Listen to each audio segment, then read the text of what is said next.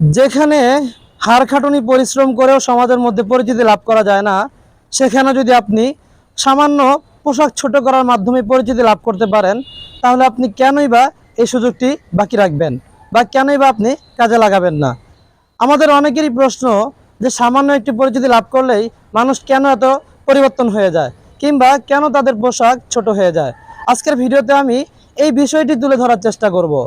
আমাদের সমাজের মধ্যে বর্তমানে একটি ভাইরাসের মতো সকলে আক্রান্ত হয়েছি, সেটা হচ্ছে ভাইরালের নেশা।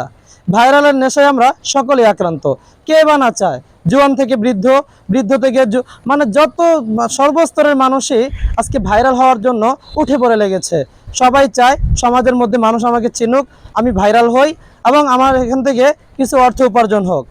এই যে অর্থ উপার্জন, ইউটিউবের মধ্যে মনিটাইজেশন কিংবা ফেসবুকের মধ্যে কন্টেন্ট মনিটাইজেশন, এগুলো পাওয়ার জন্য মানুষ মানে উঠে পড়ে লেগেছে। নিজের ইজ্জত, নিজের ব্যক্তিত্ব সব কিছুকে বিসর্জন দিয়ে দিচ্ছে শুধুমাত্র অনলাইন থেকে ইনকাম করার জন্য, উপার্জন করার জন্য। আজকে আমি যে বিষয়টি নিয়ে কথা বলতে যাচ্ছি সেটা হচ্ছে যে একটু পরিচিতি লাভ করলে মানুষের পোশাক কেন ঠিক থাকে না। আপনি ঠিকভাবে ভালো পোশাক পরে প্রতিদিন ভিডিও করতেছেন, প্রতিদিন ভিডিও আপলোড দেওয়ার পরও যখন আপনার ভিডিওতে ভিউ হচ্ছে না, যখন আপনি একটি পোশাক অশ্লীল করার কারণে, ছোট করার কারণে দেখলেন যে সেটাতে তুলনামূলকভাবে ভিউ একটু বেশি হলো, তো আপনি অবশ্যই পরের দিন চেষ্টা করবেন যে আবারও সেরকম একটি ভিডিও আপলোড দেওয়ার জন্য। তো আমাদের যারা অশ্লীল ভিডিও তৈরি করে কিংবা সমাজের মধ্যে মানে অপসংস্কৃতি যেটাকে বলা হয় যে অশ্লীলতা ছড়িয়ে দেওয়া, তো যারা এই যে ভাইরাল হয়ে অশ্লীলতা ছড়াচ্ছে তাদের দিকটা ঠিক এমনই হয় যে তারা প্রথমে ছোট একটি পোশাকের মাধ্যমে পরিচিতি লাভ করে, যখন দেখে যে কিরে সামান্য একটি পোশাক ছোট করার কারণে আমাকে মানুষ এত সাপোর্ট করছে, তো তারা পরবর্তীতে চেষ্টা করে আরেকটু অশ্লীল হওয়ার জন্য। যখন দেখে যে সেখানে 1 মিলিয়ন ভিউজ পেয়ে গেছে, তখন সে চেষ্টা করে আরও একটু কীভাবে ছোট করা যায় নিজের পোশাককে।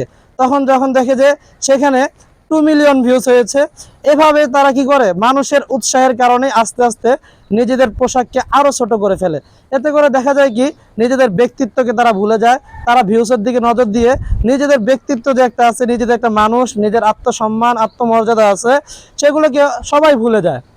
আর এভাবেই তারা আস্তে আস্তে নিজেদের পোশাককে ছোট করতে থাকে আর সমাজের মধ্যে ছড়িয়ে পড়ে অশ্লীলতা। এতে করে আমি তাদেরকে দোষ দিব না, তাদেরকে যদি দোষ দেই তাহলে তাদের পাশাপাশি যারা তাদেরকে ভিডিও দেখে বা যারা তাদেরকে সাপোর্ট করে, আমি তাদেরকেও সমানভাবেই দোষী সাব্যস্ত করব। কেননা আমরা যদি তাদের ছোট ভিডিওগুলো বা তাদের অশ্লীল ভিডিওগুলি না দেখতাম, যদি সাপোর্ট না করতাম, তাহলে অবশ্যই তারা সেই ভিডিওগুলো তৈরি করতো না। এই যে আমরা ভালো ভালো ভিডিও তৈরি করি, আমাদের ভিডিওতে কিন্তু সেরকম কোনো ভিউজ নেই, কিন্তু আমার পরিবর্তে যদি এখানে একজন মানুষ অশ্লীলভাবে ভিডিও তৈরি করতো কিংবা অশ্লীল কথা বলতো কিংবা বিভিন্ন নষ্টামির কথা বলতো, তাহলে দেখতেন সেখানে মিলিয়ন মিলিয়ন ভিউজ এবং সেখানে কমেন্টে গিয়েও মানুষ উঠে পড়ে লাগতো। তো যাই হোক, আমাদের সমাজের মধ্যে মানুষ সামান্য পরিচিতি লাভ করলে পোশাক ছোট করে দেয় এই কারণেই, আমাদের জন্যই আজকে তারা নিজেদের পোশাককে ছোট করতেছে।